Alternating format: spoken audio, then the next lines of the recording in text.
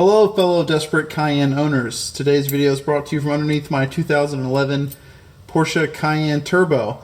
What we're looking at here is the transfer case, more specifically a PL72 ATC transfer case.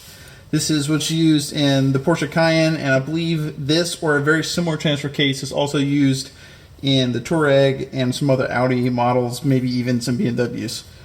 What the transfer case does is it takes all the power from the automatic transmission, which is just forward of it, and it sends it to the rear diff and to the front diff. The transfer cases on these Cayennes are known for one thing, which is wearing out prematurely. There is a mod that was done to them that is supposed to help make them last longer, but it doesn't work, and that mod was the vent mod. The alleged cause of these wearing out was that this cooling scoop, which I don't know if you can really see it, it's up there a little bit farther forward, but there's a cooling scoop up here forward of this guy, and that scoop apparently was shooting water from the road up into the vent and into the transfer case, and that was causing rust and it to wear out. But even if you get the new vent mod, which this car has due to the service bulletin, the transfer case will still wear out. This car has got 97,000 miles on it. I don't know if it's the original case or not. I think it is. I tried the usual trick, which was replacing the fluid with Ravenol fluid, and yeah, that delays it, the inevitable, a little bit, but ultimately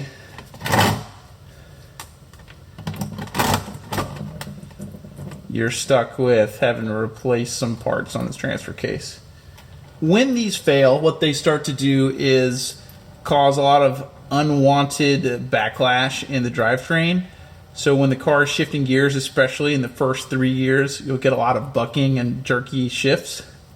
Mine in particular, when it shifts down into second gear, especially if you use the manual shift mode and pull it down in second gear at any sort of speed, it doesn't want to go, and then it'll very violently shift in. And likewise, if you're accelerating hard in second or third, it'll do this thing where it's like it's slipping clutch in a manual car. It'll start to accelerate and the revs will rise and the car won't really go with it, and then it'll suddenly catch and the car lurches forward and the revs dive back down. My car, when it shifted in second and third, it almost looked like there was a gear between them. So it's like it would go into second, the revs would go up, the revs would come back down, the revs would go up again, it would grab third, and that would repeat. And it's because the clutch pack that's in here, it's a wet clutch pack like a motorcycle clutch has. There's a bunch of discs that are suspended in this fluid. They wear out, and additionally the chain stretches that's in here. Porsche will tell you that the only solution to this is that you need to replace the whole transfer case.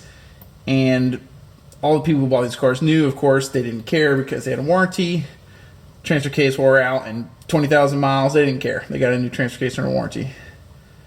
But those of us who have owned these cars beyond warranty, that is not an option. And a lot of people have tried to get aftermarket warranties, or they've just dealt with the problem or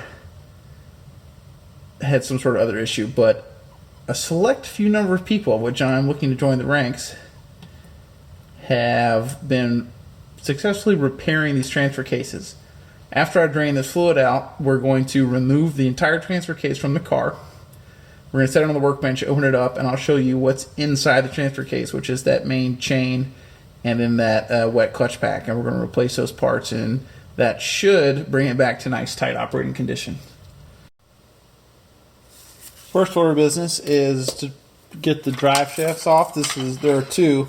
So there's one that goes to the rear diff, which is the one you can see, and there's one in front of it that goes to the front diff. There's no fasteners that hold these on. There's simply a sear clip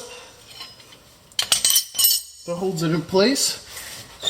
Tip here, use as big of a breaker bar as you can get, and then pivot the breaker bar on the square with the two ovals cut out of it that's right below the drive shaft. So don't position it like I have now. You want to move it to the left of what I show in the video. I ultimately found that out after I recorded. A lot of force and it'll come off. The rest of the removal out of the car is pretty simple once you can pop the two drive shafts off. It's only held in by a couple of hangers and it comes right out. Now that we've explained the issues with the transfer case, the next couple videos will show how to get it apart once it's out of the car, and then how to reassemble it with the new rebuild parts and where you can find those parts and how to get it back in the car.